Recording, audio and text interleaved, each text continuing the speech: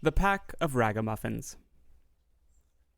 The cock once said to the hen, "It is now the time when the nuts are ripe, so let us go to the hill together, and for once eat our fill before the squirrel takes them all away." "Yes," replied the hen. "Come, we will have some fun together." Then they went away to the hill, and as it was a bright day, they stayed till evening. Now I do not know whether it was that they had eaten till they were too fat, or whether they had become too proud, but they would not go home on foot, and the cock had to build a little carriage of nutshells. When it was ready, the little hen seated herself in it, and said to the cock, "You can just harness yourself to it." "I like that." Said the cock, "I would rather go home on foot than let myself be harnessed to it." "No, that is not our bargain. I do not mind being coachman and sitting on the box, but drag it myself I will not." As they were thus disputing, a duck quacked at them. "You thieving folks, who bade you go to my nut hill? Wait, you shall suffer for it," and ran with open beak at the cock.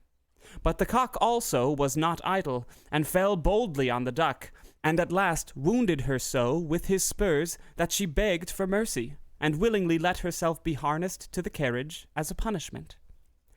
The little cock now seated himself on the box and was coachman, and thereupon they went off at a gallop, with the cock crying, "Duck, go as fast as you can." When they had driven a part of the way, they met two foot passengers, a pin and a needle. They cried, "Stop! Stop!" and said that it would soon be as dark as pitch, and then they could not go a step further, and that it was so dirty on the road, and asked if they could not get into the carriage for a while. They had been at the tailor's public house by the gate, and had stayed too long over the beer. As they were thin people, who did not take up much room, the cock let them both get in, but they had to promise him and his little hen not to step on their feet. Late in the evening they came to an inn, and as they did not like to go further by night, and as the duck also was not strong on her feet, and fell from one side to the other, they went in. The host at first made many objections. His house was already full. Besides, he thought they could not be very distinguished persons.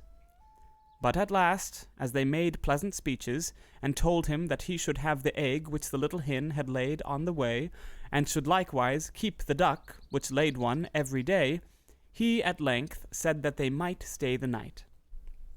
And now they had themselves well served, and feasted, and had a high good time. Early in the morning, when day was breaking, and everyone was asleep, the cock awoke the hen, brought the egg, pecked it open, and they ate it together. But they threw the shell on the hearth. Then they went to the needle, which was still asleep, took it by the head, and stuck it into the cushion of the landlord's chair, and put the pin in his towel, and without more ado they fled away over the hearth.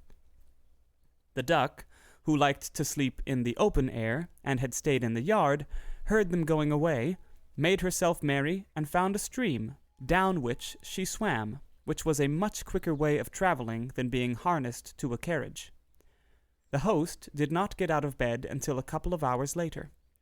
He washed himself, and was about to dry himself, when the pen went over his face and made a red scratch from one ear to the other.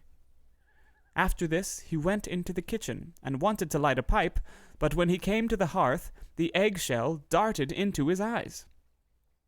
"This morning everything attacks my head," said he, and angrily sat down on his grandfather's chair, but he quickly started up again and cried, "Ow!" for the needle had pricked him still worse than the pin, and not in the head. Now he was thoroughly angry, and suspected the guests who had come so late the night before, and when he went in search of them, they were gone. Then he made a vow to take no more ragamuffins into his house, for they consume much, pay for nothing, and play mischievous tricks into the bargain by way of gratitude.